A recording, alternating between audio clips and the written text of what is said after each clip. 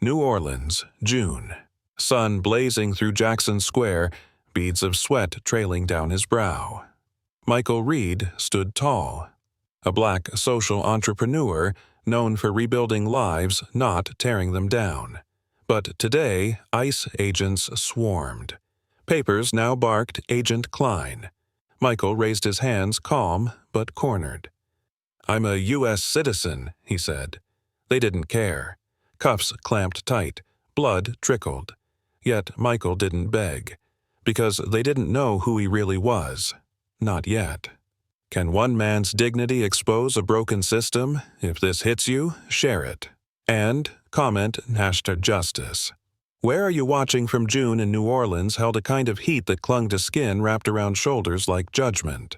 The air buzzed with street music, but underneath the horns and tambourines, tension brewed quietly, an invisible current humming between the brass balconies and cobblestone alleys of Jackson Square. Michael Reed stood in the heart of it, dressed in a crisp white shirt and navy slacks, sleeves rolled to the elbow, sweat glistening at his temples.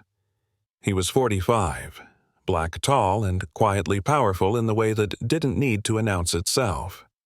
He stood with community leaders on the stone steps near St. Louis Cathedral, pointing toward a vacant lot.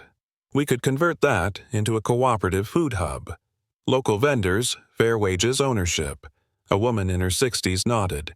"You're the only one talking like that, Michael. They hear us, but you build with us." Michael smiled. "Impact drives us. Real change starts here." But just across the street, a patrol SUV idled with windows down. Inside, ICE Agent John Klein stared through aviator sunglasses, his mouth tight as he watched the small gathering of mostly black men and women. He was pale in his early 50s with a jaw that always looked clenched even when he smiled. Klein gripped the radio on his shoulder. Suspicious assembly. Possibly undocumented. "Send backup." The voice crackled back. "That area's cleared." "Klein, no recent alerts?" "I don't care, I'm checking it out." Moments later, Klein stepped out, his boots heavy on the brick. Two agents followed behind him, hands on their belts. Michael spotted them approaching the crowd around him, starting to murmur. He stepped forward, steady. "Can I help you? Officer identification," Klein barked. "Excuse me. I said ID. Papers, now." Michael blinked. "I'm a U.S. citizen. My name is Michael Reed." "I'm here." Klein cut him off. "Not what I asked." "You got ID or not?" Michael took a slow breath. "You're making a mistake." "Yeah." Klein's smirk was quick and cold. "That's what they all say."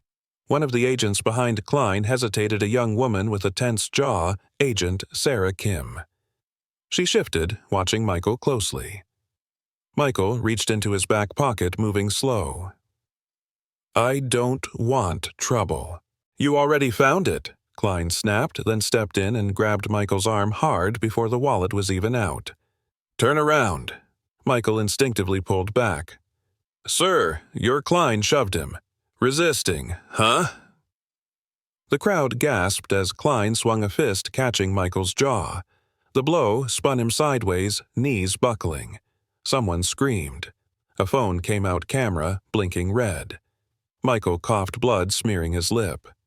Klein wrestled his arms back, clamping the cuffs down so tight Michael winced. Black fraud.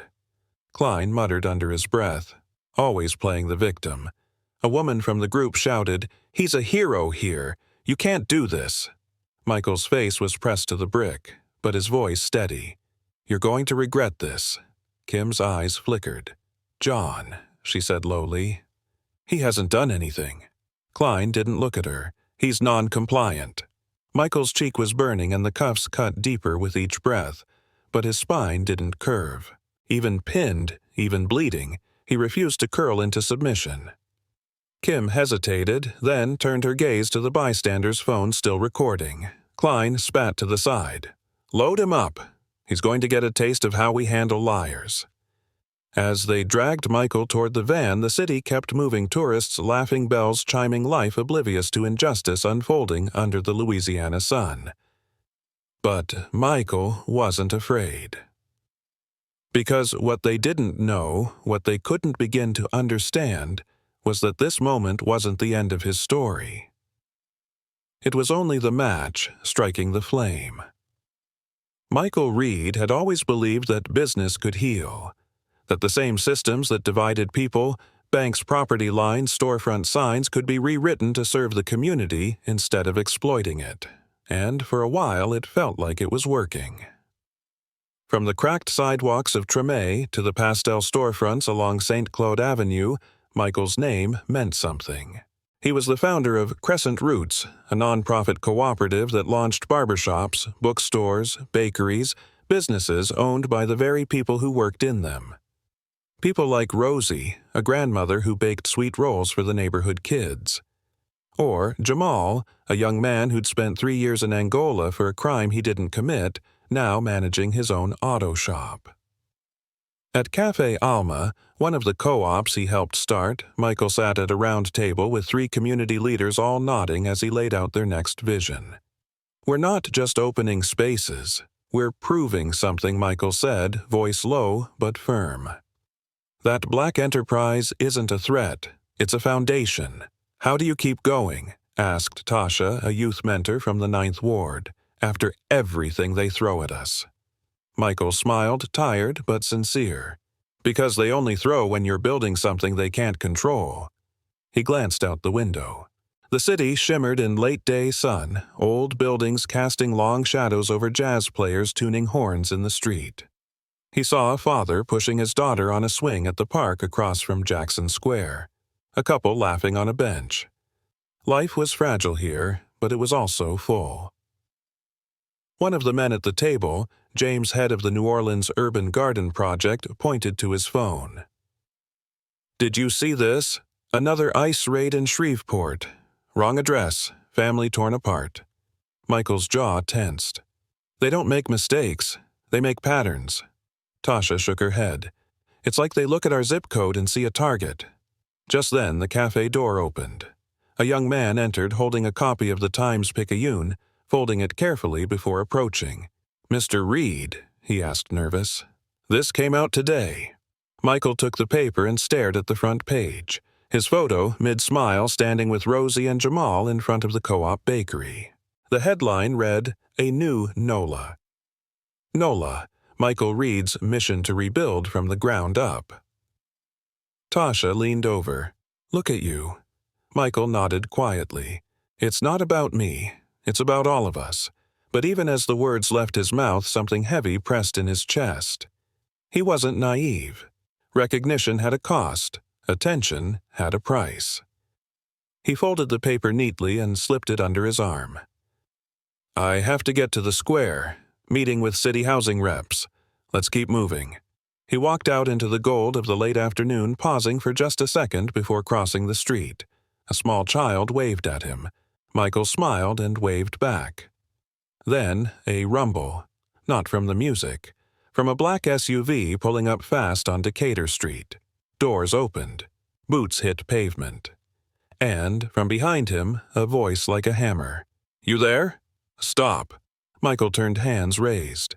"What's going on?" Agent John Klein stood 10 feet away, hand hovering near his holster. "You match a description. Suspicious person.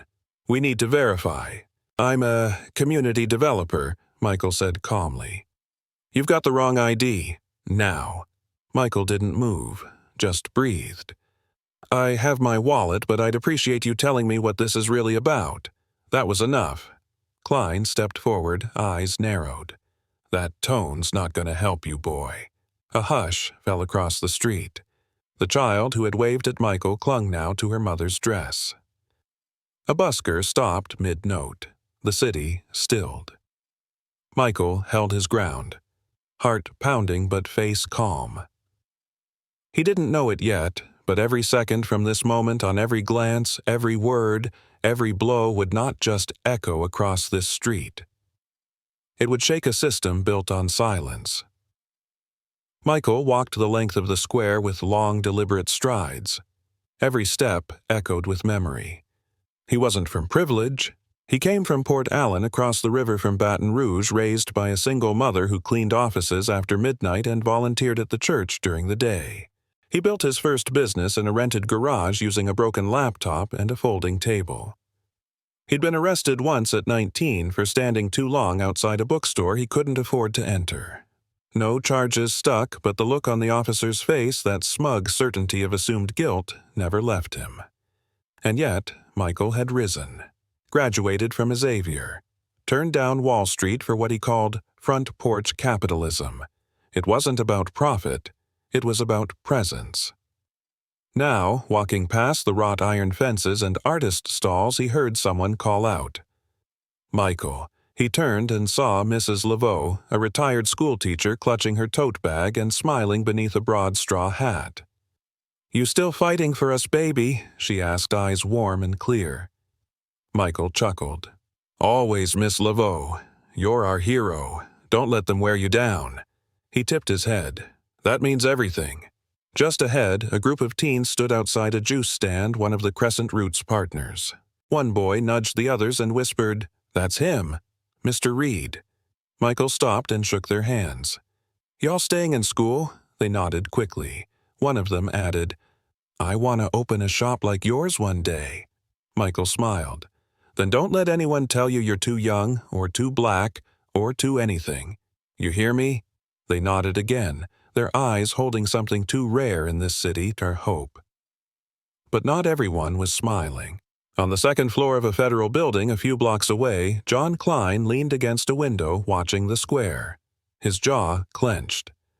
To Klein, Michael represented everything he didn't say out loud: power he didn't understand, respect he didn't think was earned, and a threat wrapped in the disguise of civility. He pulled out a printout with Michael's photo stapled to it.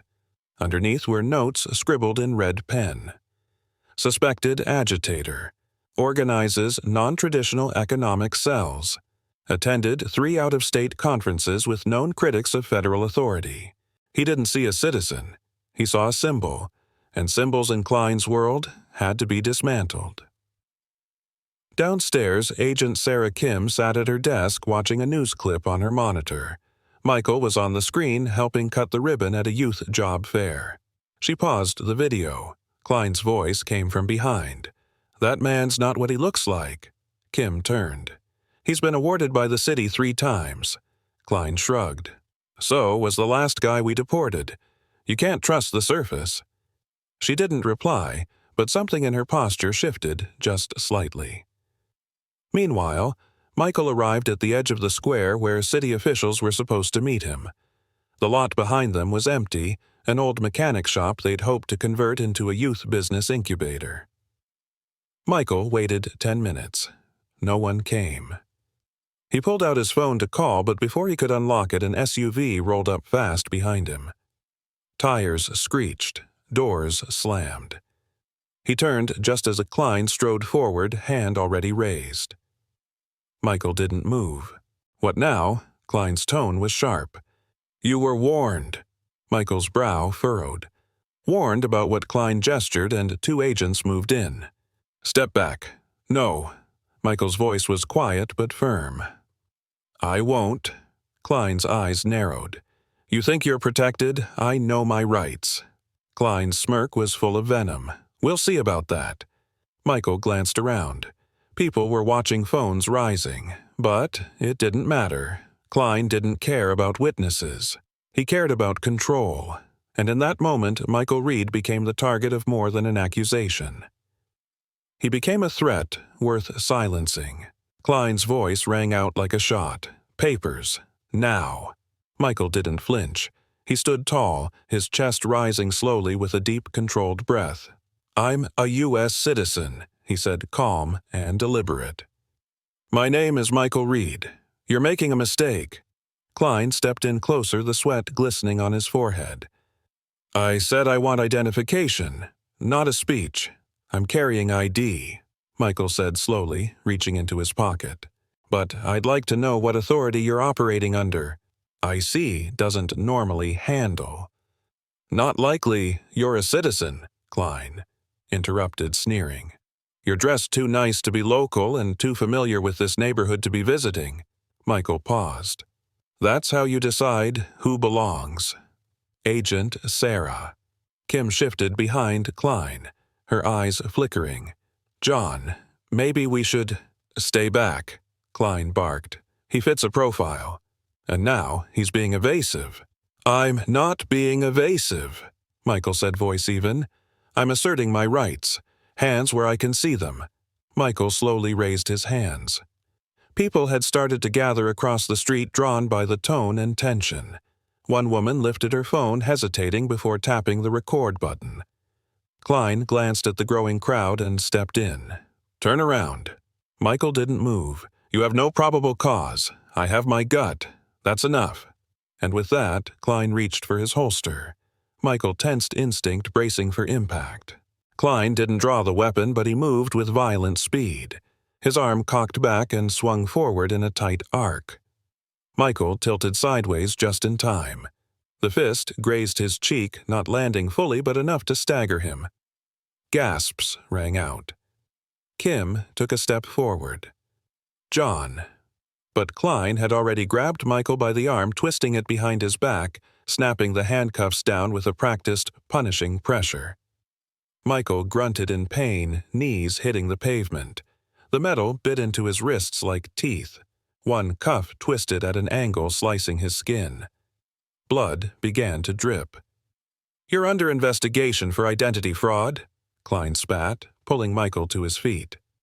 I told you who I am, Michael managed through clenched teeth. You don't get to define yourself. Klein hissed low enough only Michael could hear. I do. Michael's jaw tightened, blood trailing down his chin.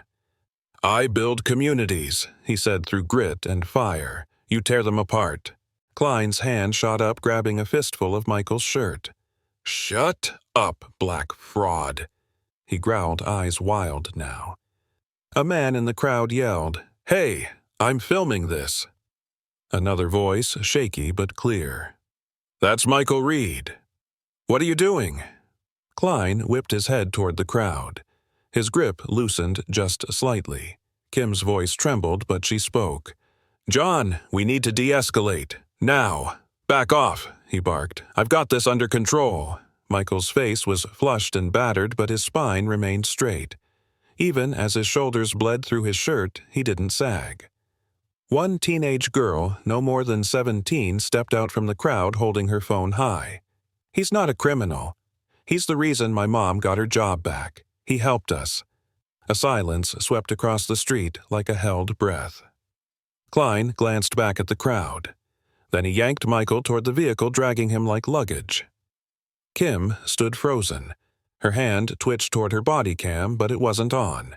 Klein had disabled his. That much she knew. But hers was still rolling. Get the door.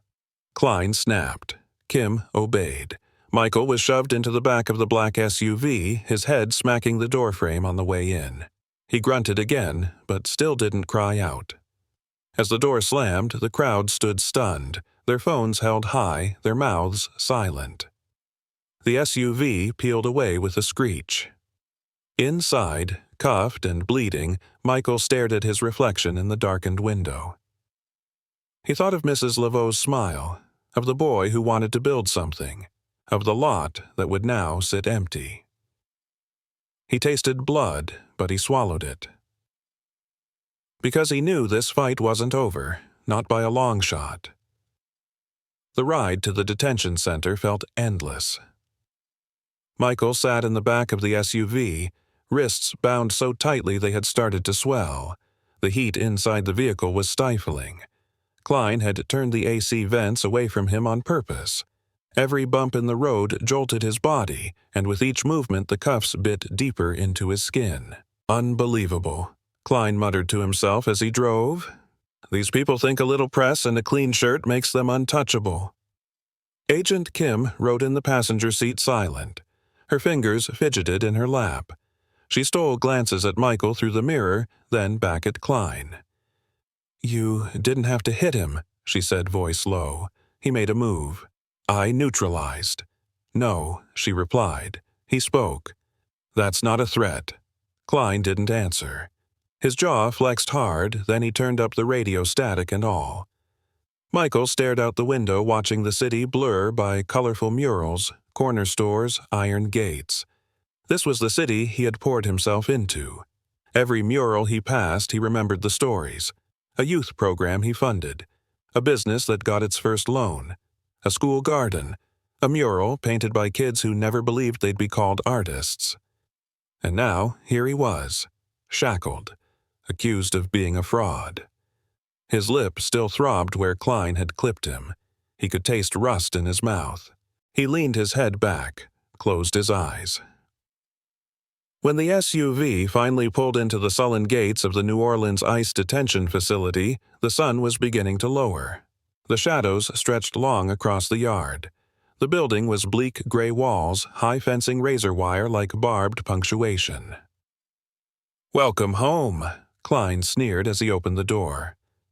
Michael stepped out slow and stiff feet, unsteady from the ride. Kim moved to walk beside him. "I can escort," she offered quietly.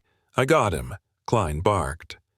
Michael said nothing, but he met her eyes just long enough to make her look away. They walked through steel doors into a narrow corridor, cold and fluorescent. The air smelled like bleach and metal. A bored officer at intake glanced up. Name. Klein answered Michael Reed. Identity suspect. The intake officer paused. "Wait, the guy from the Picayune. The co-op guy." Klein's stare was ice. "You processing or questioning me?" The man looked away. "Take him to holding." Michael was led through 2 more doors, his cuffs finally removed. His wrists were bruised and raw, but he flexed his fingers slowly. They shoved him into a holding room, bare concrete, no windows, just a hard bench bolted to the wall. The door clanged shut. He sat down. The pain hit him fully now, radiating through his jaw, down his shoulders into his wrists. But he didn't fold. He wouldn't. He took a breath, deep and grounding. Outside, the world didn't know. Not yet. But he did. They would. Because somewhere in that crowd, someone had filmed. Someone had seen. Someone had felt that same tremor of injustice. And truth, he knew, had a way of crawling out from beneath even the darkest stones. Michael stared straight ahead, not blinking. He wasn't just going to endure this. He was going to expose it, every last inch of it. The holding cell stank of stale sweat and mildew. The air barely moved. Michael sat on the cold bench arms, resting on his knees, head bowed but eyes wide open. Every inch of his body ached. His lip was crusted with dried blood. The cuffs had left raised welts around his wrists, but his mind was fire. He counted the hours by the changing guards. No food, no phone call, no questions, just silence and shadows. At some point, the door creaked. Michael lifted his head slowly. Agent Kim stepped inside, her face pale. She shut the door behind her. He stared at her. "You here to finish what he started?" Kim didn't respond right away. She looked at the floor, then met his eyes. "I saw what happened." Michael sat back. "You stood there." "I didn't stop it, but I didn't agree with it either. That's what cowards say." Her face tightened. "I know. That's why I'm here." Michael didn't move. She stepped closer. "He filed false charges, said you refused to identify yourself. Said you struck him first." Michael scoffed. "Did the bruises on my face write that statement? I didn't sign off on it. But he has friends up top. I'm not surprised." Kim looked away. "I joined to stop things like this. Not protect them. Then prove it." Their eyes locked. Before she could answer, the intercom buzzed. "Agent Kim to processing." She glanced back once more before exiting. "You're not alone in this." Michael didn't answer. His jaw clenched. Outside the facility, a different battle had begun. The video, shaky, grainy, but unmistakable, had gone viral. The punch, the blood, the hands raised in surrender. the muffled cries of the crowd, the girl's voice saying, "That's Michael Reed." Within hours, it was everywhere. Black entrepreneur, brutalized by ICE in New Orleans. This man helped our community and he's in a cell. On Canal Street, protesters gathered. Signs lifted, voices rose. Free Michael Reed justice for the builder cars honked in support. Restaurants hung posters with Michael's face taken from the Times-Picayune. One image captured his calm stare from a ribbon cutting now a symbol of dignity under fire. At Café Almatasha stood before the crowd, bullhorn shaking in her hands. "He gave us hope," she shouted. "He gave us jobs, respect, a reason to stay in this city. And now they treat him like trash." "Are we going to stay quiet?" the crowd yelled. "No, inside the jail." Michael heard nothing, but something inside him shifted, a gut sense, like the hum of drums behind a distant wall. Later that night, a guard delivered a small bottle of water and a folded paper bag. Compliments of legal counsel. Michael unwrapped a turkey sandwich and paused. Beneath the napkin, a note was scrawled in tight handwriting. "You're not forgotten. I'm on this." D. He knew that signature. Darrell Lawson, Baton Rouge, a civil rights lawyer who owed Michael a favor from years back. Michael had helped his sister secure a microloan after the banks laughed her out of the room. Michael took a bite of the sandwich and leaned back against the wall. The bruises throbbed. His wrists stung, but something steadied in his chest. The silence of the cell didn't scare him anymore. Because outside, truth had taken root. And roots, they break through concrete. The next morning, the city of New Orleans woke up different. News vans lined up along Canal and Royal. Microphones were shoved in the faces of protesters, clergy, business owners, and students. Someone had painted "We are Michael Reed" across the plywood of the old mechanic shop he'd been fighting to renovate. Inside the detention center, the warden's voice cracked as he answered yet another call from the mayor's office. "We're doing everything by the book." He lied as he motioned frantically to his staff to move Michael out of solitary. Meanwhile, Agent John Klein watched the morning news from his office, his face flushed with disbelief. "They're making him a martyr," he muttered. Agent Kim stood in the doorway, arms crossed. "Maybe because he is one. You trying to lose your badge?" he snapped. "I didn't join to cover up your power trips," she said coldly, "and neither did half the people here." Klein stood. "You saying you're reporting me I already did." He stared at her chest, heaving. Kim didn't back down. "There's footage. Witnesses, the city's turning. And when this hits the federal level, they'll want someone to burn." Klein smirked bitterly. "Won't be me. We'll see." Down in holding, Michael was moved to a new room, this one with a bed, a table, and a working sink. The guard avoided eye contact. Minutes later, a sharp knock sounded. The door opened, and in walked Darrell Lawson. Michael slowly stood his back sore, his eyes sharp. Darrell dropped a thick folder on the table. "You're everywhere, man. CNN, MSNBC. Even Fox is trying to twist it." Michael's voice cracked slightly from the dehydration. "They got the clip." Darrell nodded. "Clear as day, plus a new angle popped up. Some college kid live-streamed the whole thing. Your name's trending in every state." Michael sat slowly. "I didn't ask for this." Darrell leaned in. "No, but you were ready for it. The truth has a funny way of picking the right people." Michael exhaled deeply, then glanced at the folder. Darrell flipped it open. "This is your response. Affidavits from business partners, your tax filings, press features, all notarized." Michael gave a half smile. "So we bury identity fraud with receipts." Darrell looked up. "We bury Klein with it." That night, outside the detention center, thousands gathered. Some held candles, others held signs. The square pulsed with chants. Free. Michael Reed, ICE, out of New Orleans. Michael couldn't hear it from inside, but he felt it somewhere deep beneath the bruises and bitterness. And then, just before midnight, Agent Kim knocked on his door. "They're transferring you," she said quietly. Michael stood. "To where?" "To the front," she replied, her voice soft. "You've got people waiting." She walked him down the corridor. As they neared the exit, the humming noise grew louder, muffled at first, then roaring. When the doors opened, the sound hit like a wave. Cheers, applause, cries of relief. Camera flashes lit the steps as Michael appeared, escorted only by Kim and Daryl. He squinted into the lights. Then he raised one hand, not in victory, but in acknowledgement. He didn't speak. He didn't need to. His presence said enough. As he stood there, the voices rose louder, thousands chanting one word over and over until the walls trembled: justice. Justice, justice. And in the middle of it all, Michael Reed closed his eyes not in defeat, but in faith.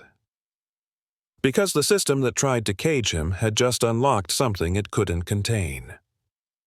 By sunrise, Jackson Square had become more than a landmark. It was a battleground for justice, pulsing with people from every corner of the city.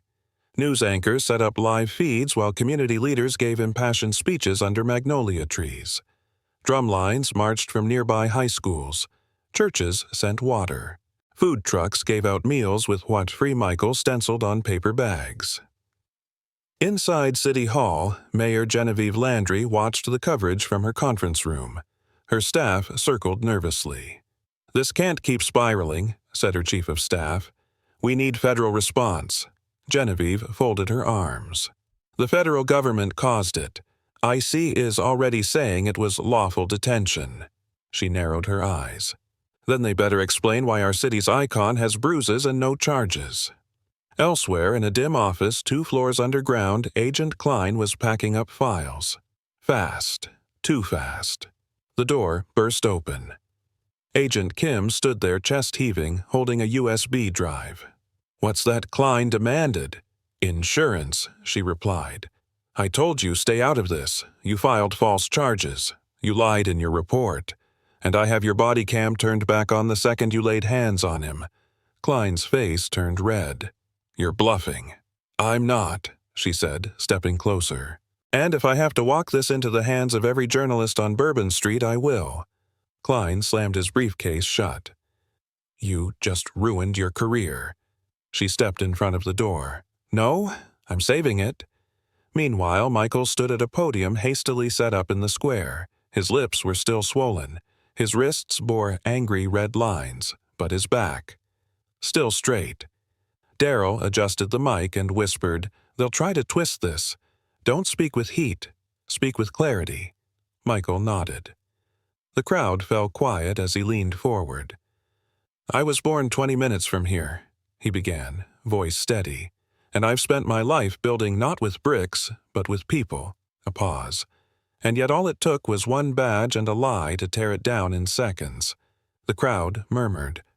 "I was treated like a threat because of how I look, because of what I represent, because to some, black dignity still looks dangerous." He exhaled, slow and measured. "But I'm still standing. Not because I'm special, but because I am not alone." Cheers erupted. He looked out across the sea of faces. To the young man who filmed it, thank you. To the woman who shouted my name, thank you. And to the people who filled this square before I could even call for help, thank you. His voice cracked slightly, but he didn't pause. "I don't want pity. I want policy. I want oversight. I want protection not just for me, but for every voice still locked behind walls." A long beat passed. Then he added, "Because this isn't about me anymore. It's about us."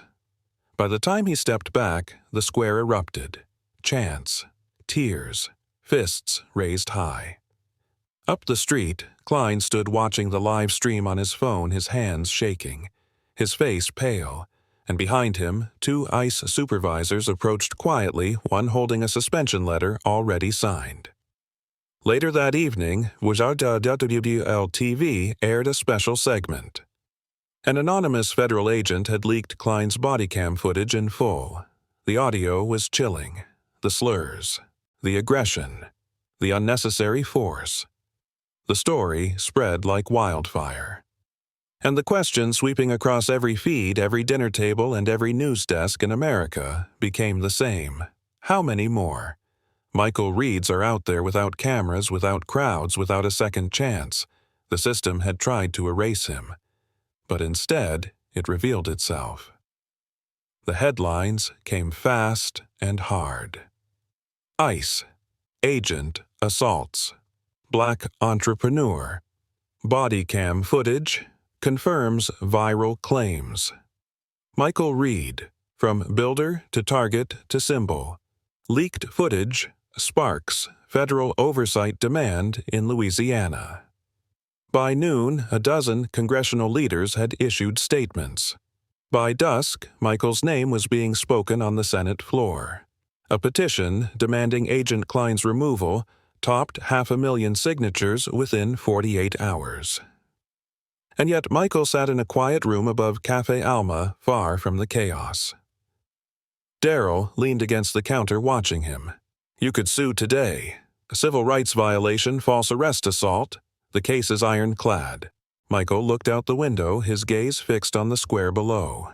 It's not about me suing. Then what's it about? Michael turned his voice calm. It's about every person they locked up without a camera pointed at them. Darryl crossed his arms. You want to go public? Michael nodded. More than a speech, more than a march. I want action. Darryl stepped forward. What kind of action? Michael's eyes narrowed with conviction. A task force, independent, led by locals, civil rights attorneys, public defenders, community organizers. I want this city to investigate every wrongful IC detainment for the past 5 years. Darryl blinked.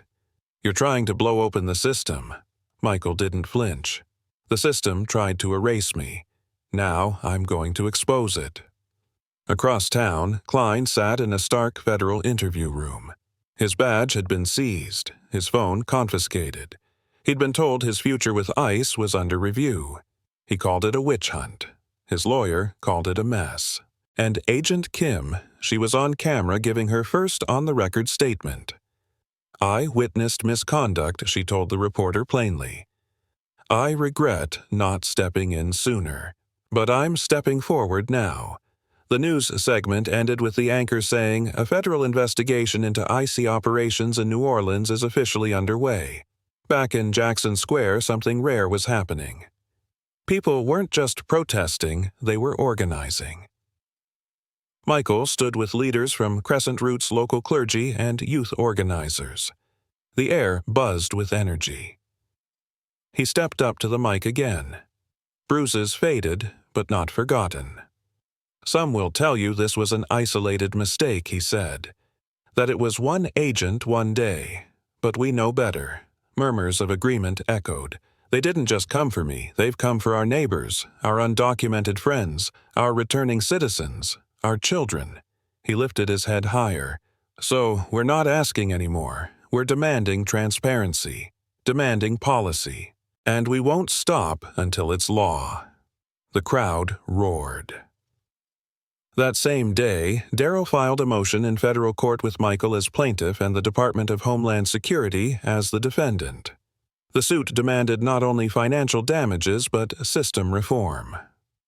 Within 72 hours, IC released a statement calling the incident unacceptable and under full review. But activists weren't satisfied. They wanted more than words. The next weekend, Michael held a community roundtable at the local library. Over 100 people came, each one with their own story of mistreatment, profiling, or fear. An older black man, trembling, told Michael, I thought no one cared, but seeing you up there made me feel seen. Michael reached across the table, gripped the man's hand. I see you, and I'm not letting go. In that moment, it was clear this wasn't just about injustice. It was about something deeper, a reclamation of worth, of voice, of power. Michael wasn't just surviving the system. He was beginning to rewrite it. The office at BHGL TV was buzzing a storm of tapped keyboards and urgent voices. But in the center of it all sat a producer named Elena Cruz, holding a flash drive like it was nitroglycerin. On that drive was the full footage from Agent Kim. Uncut, undeniable. Elena called her editor. Clear the 7 p.m. segment. This needs to lead. At the same moment, Agent Kim sat in the back booth of a quiet mid-city diner, fidgeting with her coffee cup. Across from her sat a civil rights reporter from the station recording every word.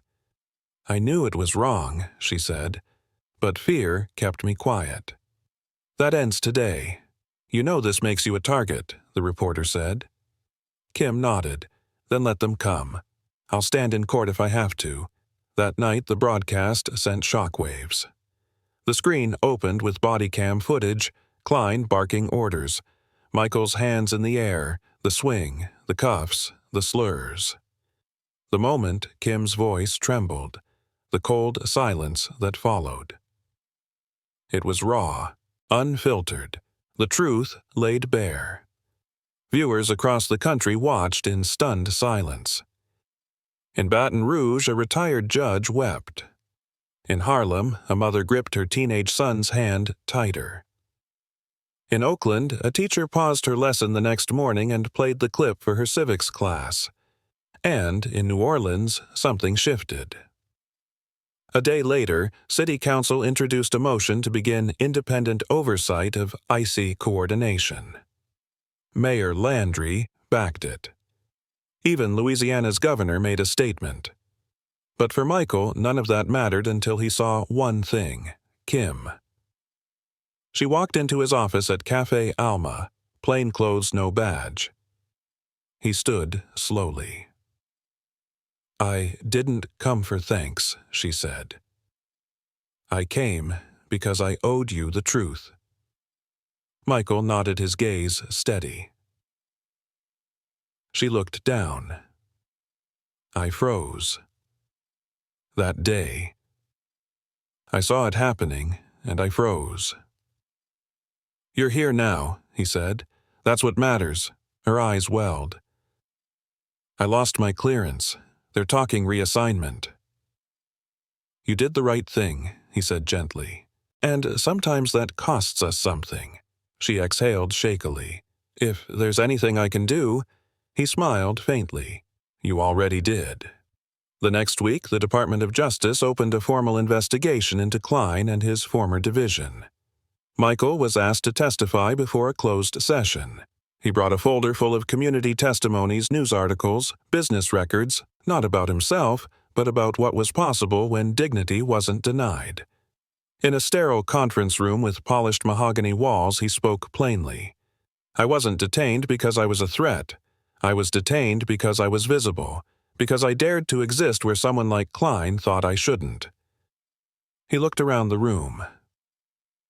"I want you to understand, this wasn't an error. It was a pattern, a sanctioned one. I was lucky. Cameras caught it. But most don't have that luxury. They disappear. They break." One of the federal aides murmured, "You're not asking for revenge." Michael shook his head. "I'm asking for reform. Justice should build, not just punish." Afterward, Darrell met him outside. "You made them listen." Michael exhaled. "Let's see if they act." That night, under the oak trees of Washington Square Park, a candlelight vigil was held not for mourning, but for reckoning. Children sat on the grass with hand-drawn posters. Elders linked arms. Young activists recited names of the wrongly detained, the unheard, the lost. Michael walked slowly through the crowd, hands in his pockets. People greeted him not like a celebrity, but like family. A man stepped forward, nervous. "My brother. He's still inside, caught by ICE 3 months ago. Can you help?" Michael didn't hesitate. Yes, because for every wall they built, Michael Reed was ready to knock one down with truth, with proof, with people. And now he wasn't alone. The heat in Jackson Square was heavy, but the energy was electric. Michael stepped up to the podium this time, not as a victim or an accused man, but as a symbol of something deeper: resilience, community, truth. A long banner hung behind him. Where justice stands we build. The crowd was thick students, business owners, artists, grandmothers with folding chairs. From rooftops to sidewalks, people leaned in, phones, raised eyes locked on him. He took the mic. 2 weeks ago, I was in a concrete cell. Now, I stand before you free. A wave of applause rose, but he lifted his hand gently, waiting for quiet. I'm not here to talk about what was done to me. I'm here to talk about what we do next. He scanned the crowd slowly. Because this isn't just about a punch or a pair of handcuffs. It's about the weight we carry every day, the suspicion, the surveillance, the silence. He paused. The hush was full, but we are not helpless. The crowd roared in agreement. He nodded, voice steady. We have the power to rebuild this system. Not just reform it, rebuild it, from the inside out. After the speech, he walked through the square, hugging strangers, shaking hands, even wiping a tear from an old man's cheek. A local artist handed him a painting, Michael in grayscale, surrounded by raised fists and blooming magnolias. He whispered, "You gave us something to believe in again." Later that night, Michael met with his team in the back of Cafe Alma. "We've got momentum," Tasha said. "If we don't use it, it'll pass." Daryl nodded. "Public support is high. Politicians are finally paying attention." Michael leaned forward. "Then let's launch it." "What's it?" Jamal asked. Michael opened a folder. The Justice Bridge Initiative. He laid out plans for a non-profit legal defense fund, a training program for rights awareness, and a database to track wrongful IC detentions citywide. Jamal exhaled. "You're not playing." "No," Michael said, "because this isn't just my story. It's the story of every voice they tried to bury." Meanwhile, in a federal courtroom downtown, Agent Klein appeared before a disciplinary review board. The hearing was closed, but leaks trickled out like water through cracked cement. He tried to defend his actions, blamed faulty intel, claimed resistance. But the footage and Kim's testimony had stripped him bare. By the end of the week, he was dismissed from ICE, permanently. No pension, no honors, no applause. For the first time, accountability didn't stop at apology. When word reached Michael, he didn't celebrate. He sat alone on the cafe roof, watching the city lights shimmer across the Mississippi. Daryl joined him with 2 iced coffees. "You did it," he said softly. Michael shook his head. "We started something." They clinked plastic cups. Later, Michael visited the lot near the old mechanic shop, the same one he'd pointed to that morning before the arrest. It was still empty, but not for long. He walked the perimeter, marking posts in the dirt with small flags. Mrs. Laveau showed up smiling. "You finally breaking ground?" Michael grinned. "We're not just building a co-op anymore. We're building a justice hub." She touched his arm gently. "You're building a legacy." He looked around. "I'm building a promise that no one gets left behind. Not in his city, not on his watch." Morning sun spilled over Jackson Square like warm syrup, gilding the old stone and ironwork with gold. But it wasn't the buildings drawing attention, it was the workers. Hammers clanged. Steel beams lifted. Volunteers in orange vests passed bricks hand to hand like a heartbeat. Michael stood at the edge of the lot with his sleeves rolled up, hard hat slightly tilted, holding blueprints for the Justice Bridge Center. It was no longer a dream. It was real. And it wasn't just a building. It was a statement. "This is where the new story starts," he told the Channel 6 reporter nearby. "A place where folks walk in scared and walk out informed, defended, and empowered." The center would house legal aid offices, job training, immigrant support services, and a media room for community stories. Inside Cafe Alma, Tasha sipped coffee while organizing intake forms. "We've already got 80 applicants for the Civil Rights Workshop," she told Daryl. Jamal stuck his head in. 2 of the ICE whistleblowers reached out. Said they want to testify before Congress, voluntarily. Darrell nodded. This is bigger than New Orleans now.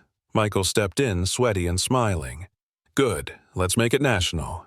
That same afternoon, news broke that the Department of Homeland Security would open a nationwide probe into wrongful IC detentions over the last decade. A task force was forming with civilian oversight. And, at the top of their advisory list, Michael Reed. Darrell waved the email over his head. You're being called to D.C., man. You made the short list. Michael's brow furrowed. This isn't about politics. I'm not going up there to shake hands. Then go up there to shake the foundation, Darrell replied. That night, as twilight softened the edges of the city, Michael walked through his old neighborhood in Treme. The same cracked sidewalks, the same porches. But the air felt different now, less tight, less afraid. A little boy on a stoop pointed at him. Mama, that's the man who talks on TV. Michael smiled and waved. She waved back. God bless you, Mr. Reed. The next morning, Michael packed his suit and boarded a plane to Washington. It was his first time in the capital in years. The last time he'd been there, he was a college kid marching with a sign. This time, he carried a binder of policy reforms, a city's trust, and the weight of thousands of stories on his back. In a quiet room, with marble floors and high windows, he sat across from senators and policy analysts. They asked questions. He gave answers. Measured, grounded, firm. This isn't about retaliation, he told them. It's about responsibility. Systems don't fix themselves. People do. If you're serious about justice, start here. Fund prevention, not punishment. Teach the law at barbershops, not just courthouses. Audit IC annually. Make their reports public. One senator leaned in. Why should we trust your vision over the agency's? Michael's voice didn't rise. Because I've been the target. And I still believe in building. That's more than some folks with badges can say. The room fell silent. Then nods. Agreement. Momentum. When he stepped outside into the sunlight, his phone buzzed. It was Tasha. Your speech is already trending. Hashtag Read for Justice is blowing up. Michael laughed. I didn't even have a slogan. You do now. Back in New Orleans, kids painted murals along the outer walls of the Justice Center. Each brushstroke bold, bright, defiant. One panel showed Michael's face, eyes focused the word builder beneath it. But the last panel didn't show him at all. It showed people, dozens of them, standing hand in hand, shoulder to shoulder. Because in the end, that was Michael Reed's true victory. Not that he stood tall, but that he showed others they could too. 3 weeks after his capital testimony, Michael stood outside a courthouse in New Orleans, shoulders back, chin lifted. Inside, a grand jury had just voted to indict John Klein on multiple counts: assault under color of authority, false imprisonment, and obstruction of justice. Reporters swarmed. Microphones hovered like bees. Mr. Reed, do you feel vindicated? He answered without hesitation. This was never about vengeance. It's about accountability. The footage had done its part. Kim's statement had sealed it. But it was the public outcry, the marches, the letters, the petitions that pushed the needle forward. Inside the courtroom, Klein sat behind his defense team, jaw-locked fingers tapping nervously. He barely looked up as the charges were read. Outside, crowds erupted in cheers. But Michael didn't smile, not for long. Because justice wasn't a verdict. It was a process, and it wasn't finished.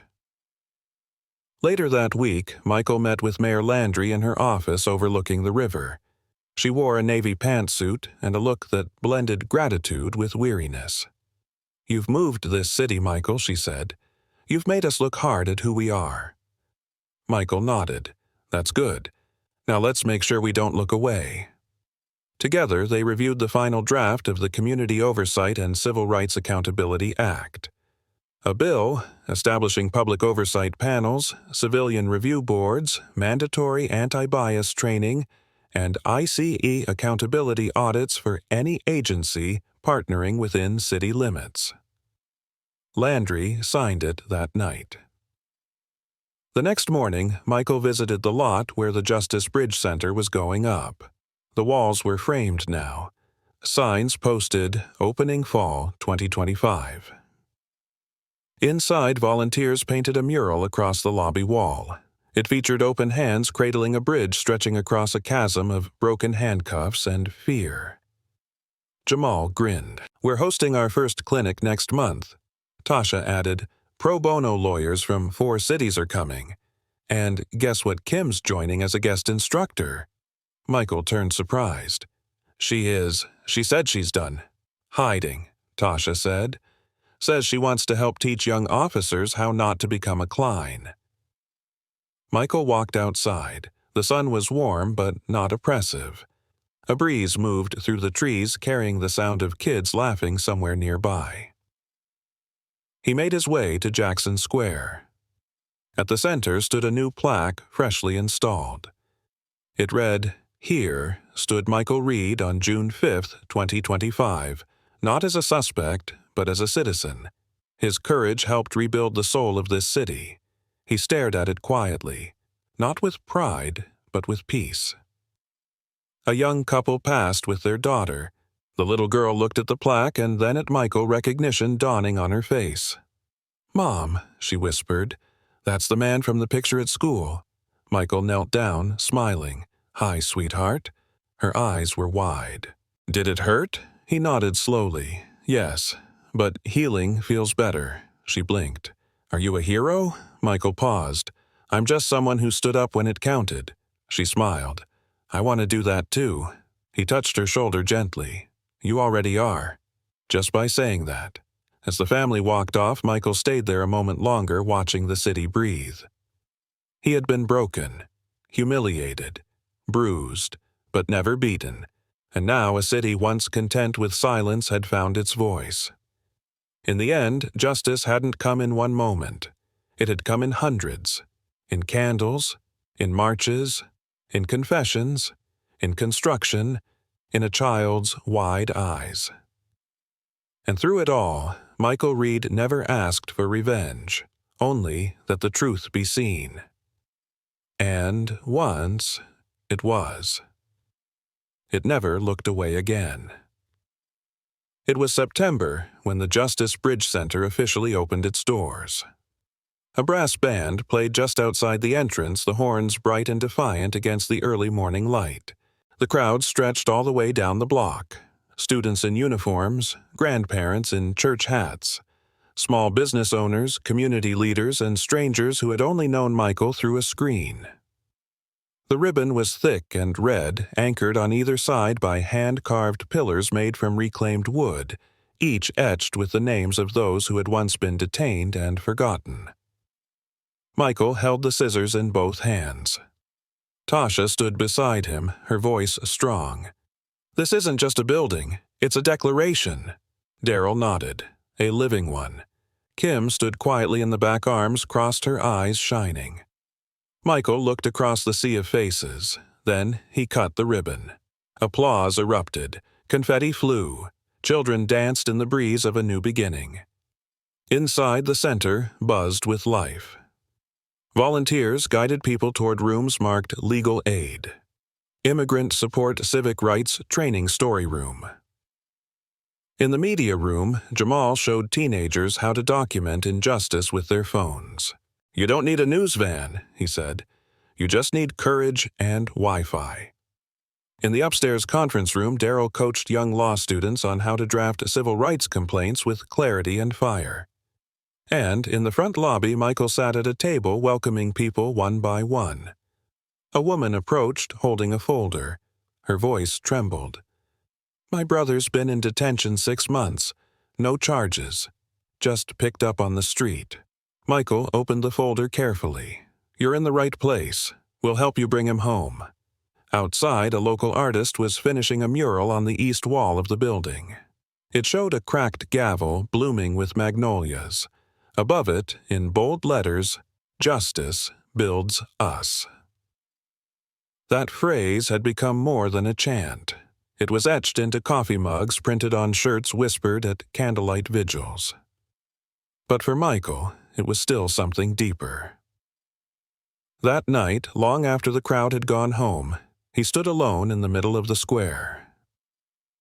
He looked toward the courthouse, then up at the stars. His voice was quiet. "You tried to erase me." He wasn't speaking to Klein. He was speaking to the system, the fear and the silence. "You tried to bury what I built, but all you did was plant it." He closed his eyes, the hum of crickets around him. Then he heard footsteps. He turned to see a young man, maybe 18, approach with hesitation. "You don't know me," the kid said, "but I was in juvie last year. IC said they'd send me back to Honduras even though I've been here since I was 2. Michael nodded slowly. "I saw your speech," the boy continued, "and I applied to be a legal translator at the center. I start Monday." Michael smiled. "That's how you change the world. One brick, one breath." The kid grinned. "I thought you'd say that." Michael watched him walk away into the warm New Orleans night.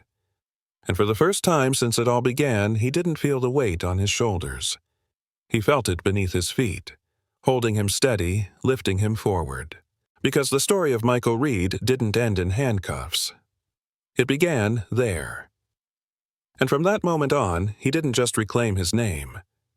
He helped thousands reclaim theirs.